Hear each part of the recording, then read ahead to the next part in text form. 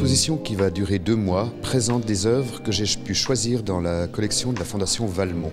La maison Valmont est à Morges, monsieur Guillon lui-même habite Nyon, et surtout il y avait beaucoup de céramique et de verre, donc nous en avons surtout de la céramique naturellement dans le château de Nyon. La Fondation Valmont est née quasiment, je dirais, à l'époque de la création de la marque. Elle s'est nourrie de nombreuses acquisitions de peintres, sculpteurs, et elle s'expose dans des lieux magiques comme Venise, Hydra et aujourd'hui au château de Nyon.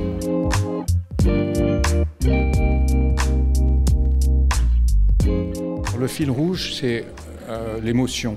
Quand Vincent a fait sa sélection, il a choisi des œuvres non pas en fonction d'un concept compliqué que le public ne comprendrait pas, mais il a cherché finalement des œuvres qui pouvaient créer un impact émotionnel avec les visiteurs. L'échelle, c'est à la fois l'échelle de Jacob, puisqu'elle est illuminée sur les côtés, où les anges montent et descendent.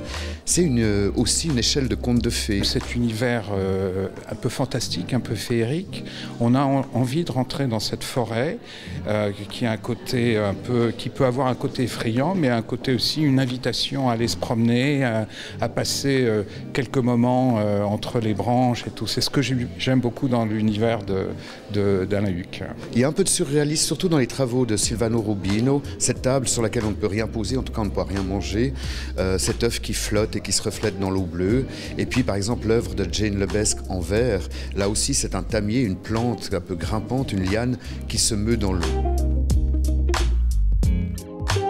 Les œuvres, vous pouvez bien entendu les toucher. Celles qui sont sous cloche, malheureusement non, mais le Grand Flamand, on vous invite. Et moi, quand j'ai exposé à Venise, tous les matins, je l'embrassais parce que je pensais que ça allait me porter bonheur et j'allais avoir beaucoup de visiteurs. Les assiettes font partie de la fondation Artigas, donc c'est un des grands céramistes espagnols de Barcelone, et c'est lui qui, après-guerre, a relancé tout un art céramique.